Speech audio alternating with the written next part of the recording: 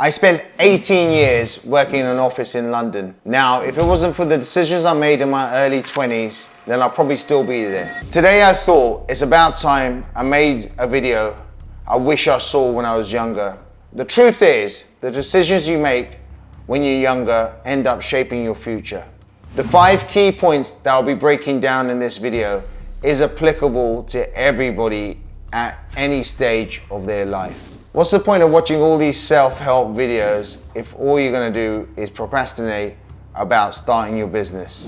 When I was 22, I saved up money working at McDonald's and Halfords while studying for my degrees, and I knew nothing about property development. But what I did do, I found a site in auction, I went to auction, I won the auction, I purchased this property, put it to let as a buy to let. But the point being, you have to get started somewhere. Now I have to be honest, I was scared, I knew nothing about property, nothing about lettings, but you have to have that leap in faith. You need to realize life without risk is a risk itself. Early on in your career, there should be a period of learning. Now there's 2 types of learning. Learning through action and learning through a program or education. Now myself, I learned through action, jumping into that deep end, learning to resolve problems as they came.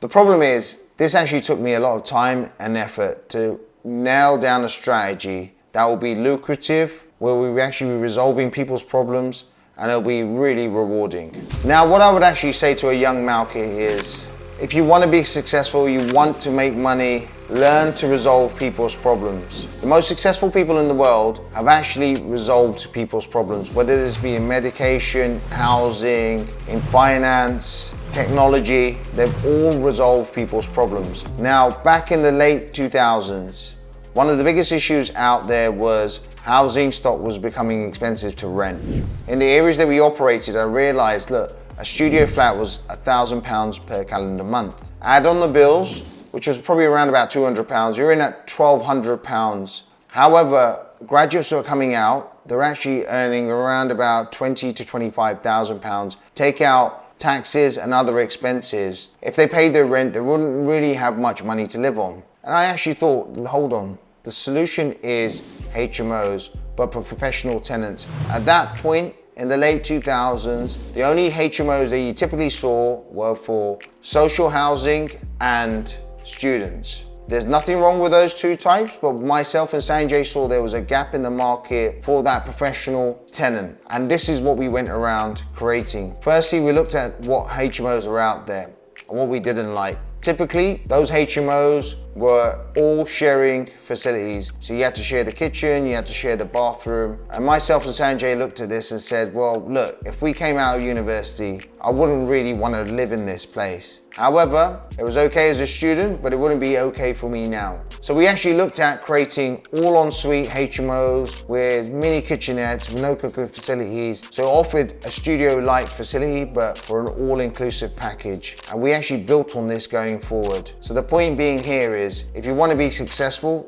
learn to resolve people's problems. See what people's problems are out there, and do you have a solution for it? If you do, it can be very lucrative. Now you have to appreciate, back then there was no YouTube, or it was at its very early infancy. However, for me to learn what the issues out there were, I had to speak to people, speak to agents, speak to tenants, to work this out. It's actually a lot easier for you guys now because you have YouTube and you have a lot of access to information that you can utilize. So for you to identify where the issues are, you just need to go on YouTube, watch videos, and you'll save yourself a lot of time.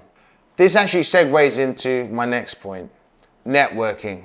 Networking has been essential for us to actually have growth and learn and actually elevate. Now, what do I mean by this? Over the years, we've met people, we've learned from their experiences. This actually helps you to learn from other people's mistakes, learn what they did right and where they went wrong. And actually, the bits where they went wrong, you need to really learn, because this will actually help you avoid making that mistake yourself. Now, you need to know the big players in your industry. If you know who the movers and shakers in your industry are, you can actually learn a lot from these guys.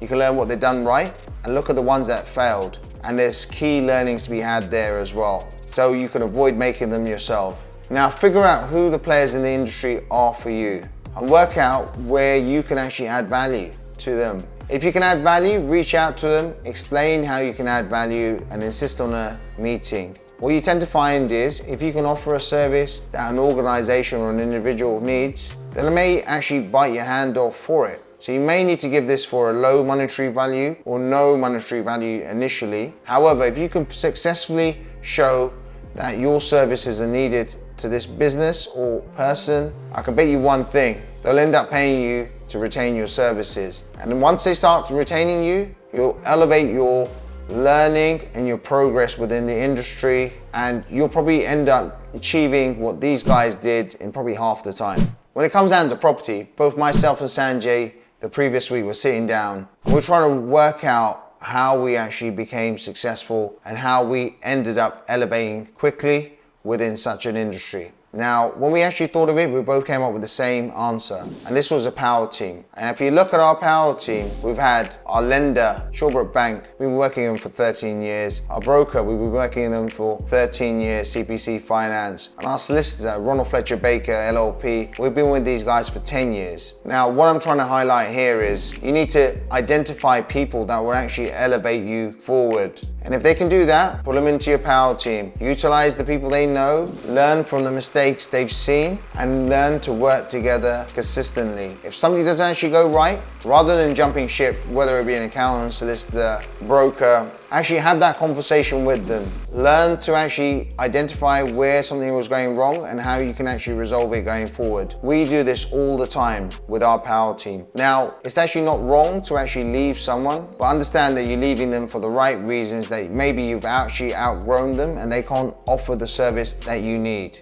To recap, so if you find people or organizations that can add value to your power team, pull them back in, bring them into your power team, and learn how you guys can work together that will be mutually beneficial. My final point, don't be afraid to step out of your comfort zone and to actually try new things. Now you're thinking, what do I mean by that? Well, I'll give this for example. 18 years I was actually working in the city. I was actually an introvert, but when I actually quit my job and decided to go full time into property, I had to learn to adapt. I had to learn to build my own skills. Looking back at it, I would never have thought that I'll be doing this YouTube video, but look, here we are. What you will find is, stepping out of your comfort zone, rather than you trying to find opportunities, you'll end up seeing that opportunities will come to you. And these opportunities actually make it easier for you to get things done. I'll give you an example. We saw a site, it was the most extensive site to date that we're looking at. When I picked up the phone to the agent actually knew who we were and was keen to work with us. This actually meant I didn't need to work as hard as I normally did to secure this deal. We had 40 people going for this deal and only Malkit and Sanjay got this deal.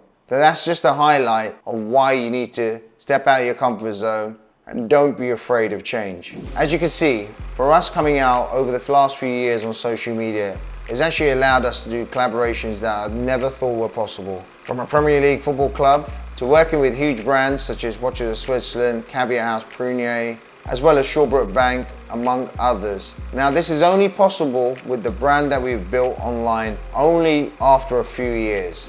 Because you've made it this far, I know you're serious about your property journey.